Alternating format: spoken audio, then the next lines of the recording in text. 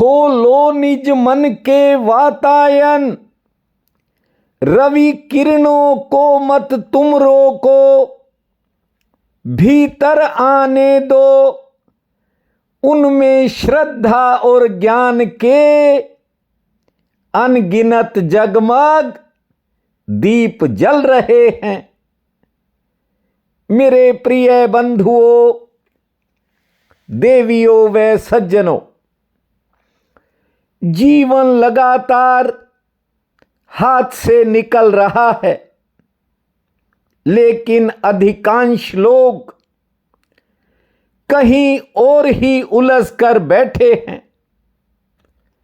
ऐसी बातों में उलझे हैं जिनका दूर दूर तक जीवन से कोई संबंध ही नहीं है। यहां हर बात को लेकर लोगों के अपने तर्क हैं, उन्हें पता ही नहीं सारे का सारा तर्क शास्त्र बाहर का खेल है। कुछ लोग सुनी सुनाई बातों को तोते की तरह रट रहे हैं। उनके पास अपना कोई अनुभव नहीं है। निज धर्म कहता है, काम छोटा हो या बड़ा, बस उसे ध्यान से करने की आदत डालो।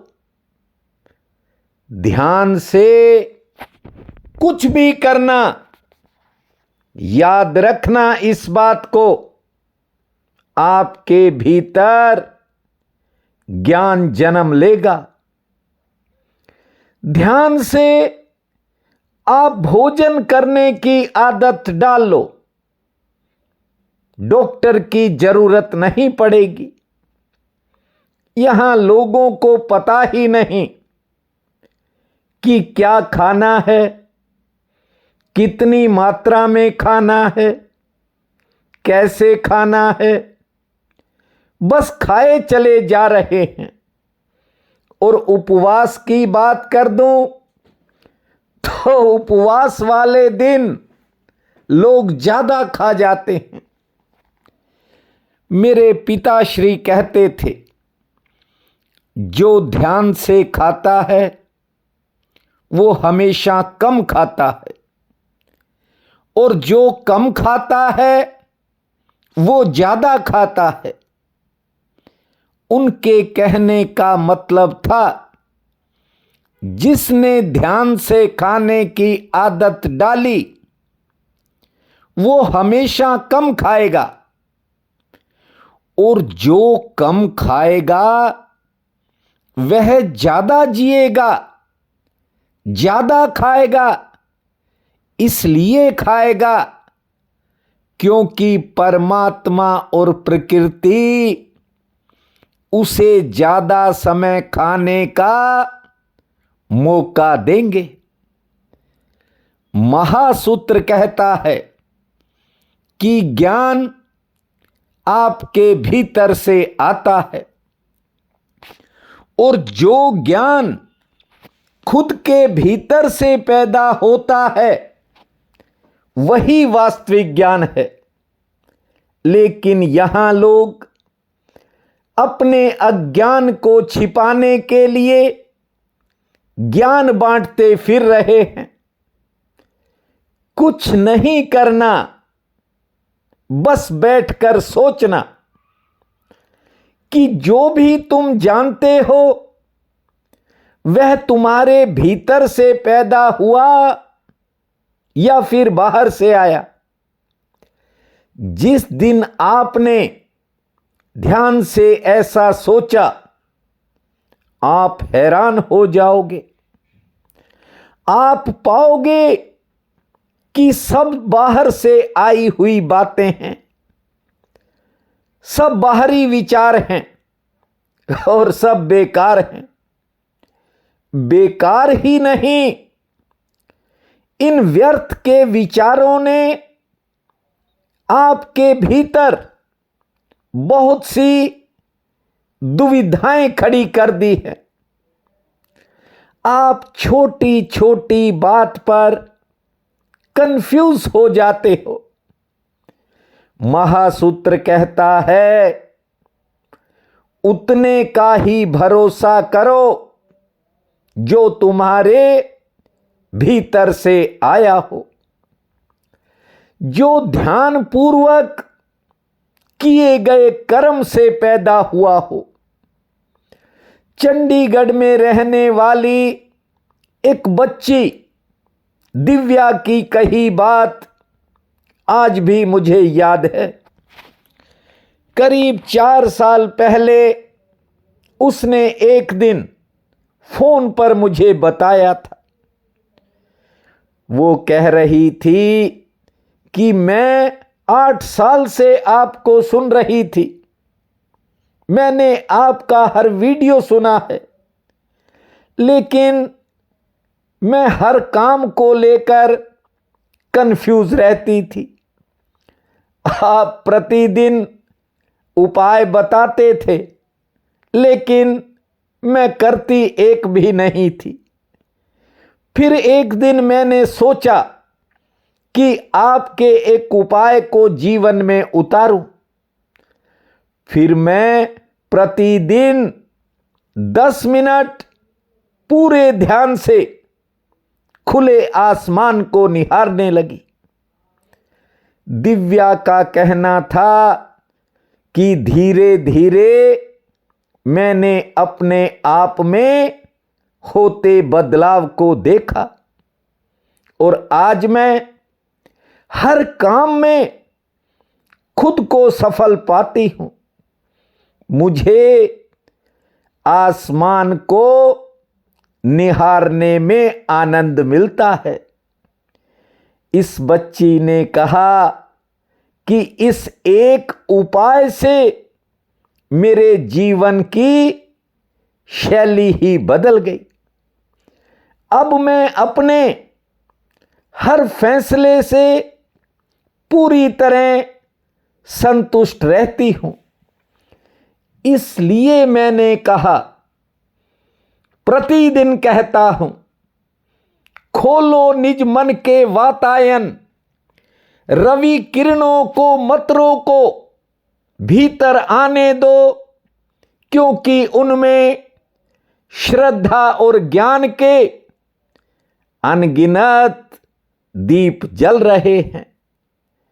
निज मन के वातायन को खोलना है। मुक्त पवन आ रही है, भीतर आने दो। देखना, जीवन में सब कुछ बदल जाएगा।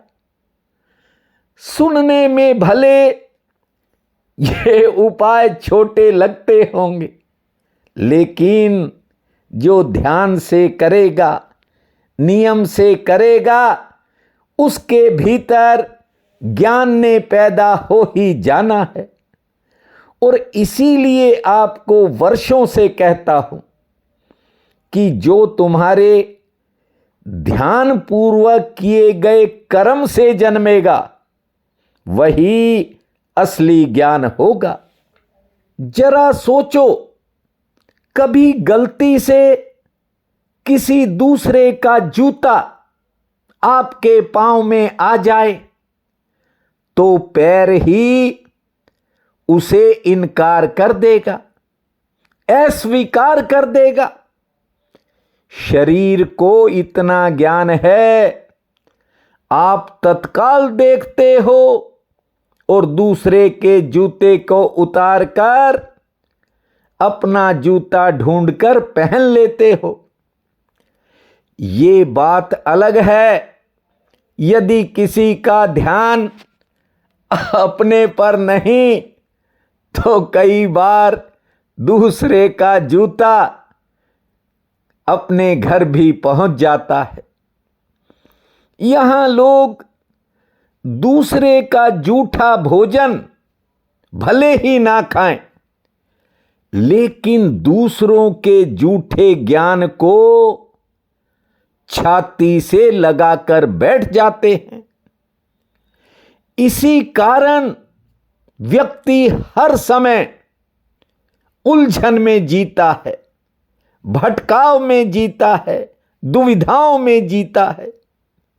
ध्यान दीजिए, एक घटना हर दिन आपके जीवन में घटती है, लेकिन लोग उसे समझने का प्रयास नहीं करते। हर रात आप अपना नाम, अपनी पहचान सब छोड़कर सो जाते हो।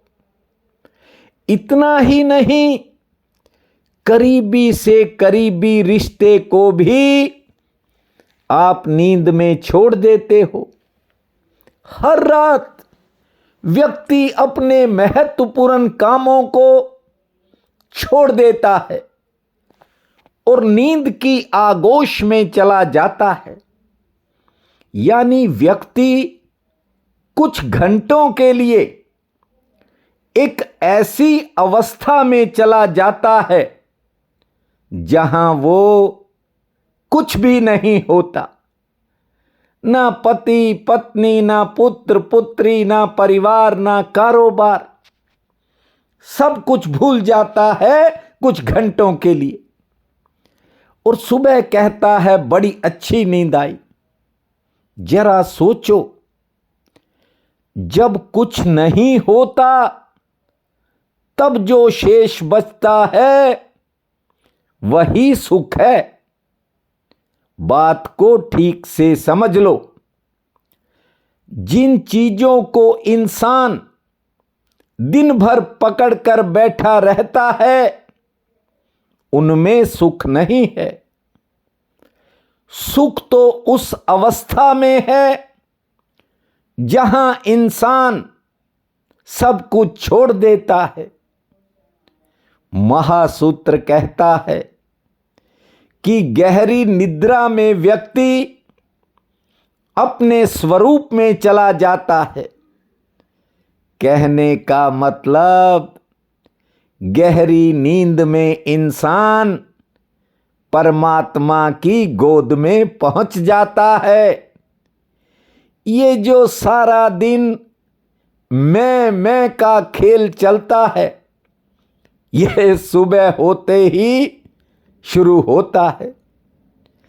उसमें आप अपने स्वरूप में नहीं होते, ठीक से समझ लो। बहन भाई कहते हैं कि आप ये ना कहा करो कि मैं आपके चरणों में नहीं आ सका। आप समझ नहीं पा रहे हो मैं किन चरणों में आता हूं, ये मैं जानता हूं। वो भूमा आपके भीतर निवास करता है। ध्यान से मेरी बात को समझिए। सुबह इंसान क्या करता है? एक पहचान को पहन लेता है और हर रात भूमा तुम्हें उस नकली पहचान से मुक्त कर देता है। लेकिन इस बात पर किसी का ध्यान ही नहीं जाता। शरीर कहता है अब सो जाओ, लेकिन लोग देर रात चुगलियों में व्यस्त रहते हैं। देर रात तक जश्न और पार्टियां चलती हैं, और अब तो शरीर कहता है लौट चलो। लेकिन एक के बाद एक रील्स चल रही होती हैं, आंखें थक जाती हैं, मन कहता है थोड़ी देर और। इसका कारण यह है कि व्यक्ति नींद में वो नहीं रह जाता जिसे वह दिन भर बचाने की कोशिशें करता है। महासूत्र कहता है जो मिटता है वो तुम थे ही नहीं, जो शेष रहता है वही तुम हो। आपको बता दूं, नींद विस्मृति नहीं है, नींद तो प्रत्यावर्तन है।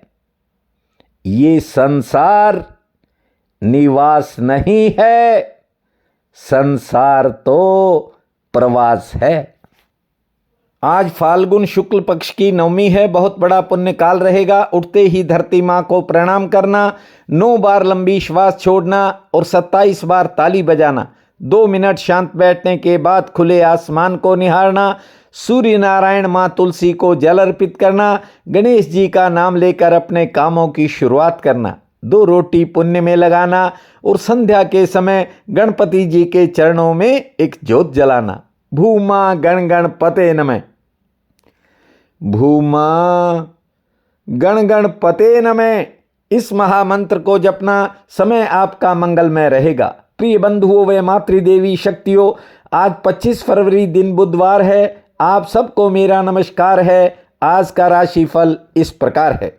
मेष, आमदन के लिए दिन भाग्यशाली रहेगा, कोई विशेष लाभ भी मिल सकता है। सेहत भी आज ठीक रहेगी, लेकिन किसी की कही बात कुछ समय आपके मन को बेचैन कर सकती है। वृषभ, घर परिवार में कोई नया खर्च सामने आ सकता है और कोई बीती घटना दिमाग में थोड़ा उतार चढ़ाव करेगी।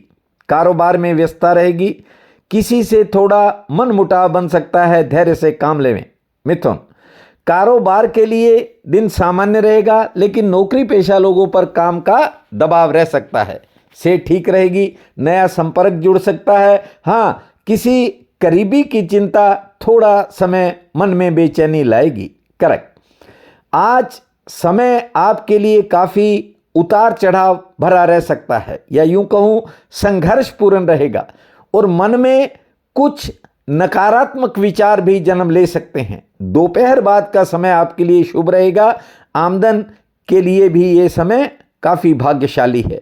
सिंह, आज कुछ लोगों की बातें थोड़ा मन में उतार चढ़ाव पैदा करेंगी, लेकिन कार्य क्षेत्र के लिए दिन अच्छा है, कोई सुधार हो सकता है, आमदन ठीक होगी और किसी काम के लिए कहीं जाने की योजना सामने आ सकती है। कन्या, कामकाज में थोड़ी अस्थिरता रहेगी, लेकिन दूसरों का कोई काम आपके काम को प्रभावित कर सकता है, ध्यान से आगे बढ़ें। आर्थिक पक्ष ठीक है। सेहत और संतान संबंधी कामों के प्रति आज थोड़ा सचेत रहें। तुला, किसी नए काम को लेकर के कहीं जाने का अवसर मिलेगा। आर्थिक चिंता थोड़ा मन को घेरेगी, कुछ क्षेत्रों में सफलता मिलेगी, कुछ कामों में इंतजार करना पड़ेगा, कोई अच्छा समाचार भी आ सकता है। वृश्चिक, कार्य क्षेत्र में किसी कारण आज मन थोड़ा कम लगेगा और भविष्य को लेकर कोई नया विचार भी मन में पैदा होगा। मेहमान आ सकते हैं, दोपहर बाद समय बदलेगा, किसी पुरानी मेहनत से फायदा मिल सकता है। धनु, कारोबारी सितारे ठीक हैं, लेकिन कोई पारिवारिक चिंता मन को बेचैन रखेगी। आमदन ठीक होगी, किसी नए काम की इच्छा बनेगी और दोपहर बाद कोई पुराना काम बन सकता है। मकर, कार्य क्षेत्र में आज दौड़ धूप ज़्यादा रहेगी, नौकरी पेशा लोगों के काम आसानी से निपट जाएंगे। सेहत संबंधी कुछ नए खर्चे हो सकते हैं और मान सम्मान में बढ़ोतरी होगी। कुंभ, कुछ कामों में अचानक भाग दौड़ बन सकती है। आर्थिक पक्ष ठीक रहेगा, घर परिवार में समय ठीक बीतेगा। संतान संबंधी कामों पर कुछ नए खर्च होंगे और कोई करीबी आज आपको निराश भी कर सकता है, धैर्य से काम लें। मीन, आज किसी के सहयोग से कोई पुराना काम बन सकता है, लेन देन से जुड़ी कोई चिंता कम हो सकती है। नया संपर्क या नया संबंध बनने का दिन है और आज किसी बिगड़े काम में भी सुधार का योग है। आज का ये दिन आप सबके लिए अति शुभ फलदायी हो, यही मेरी कामना है। आप सबका बहुत बहुत धन्यवाद।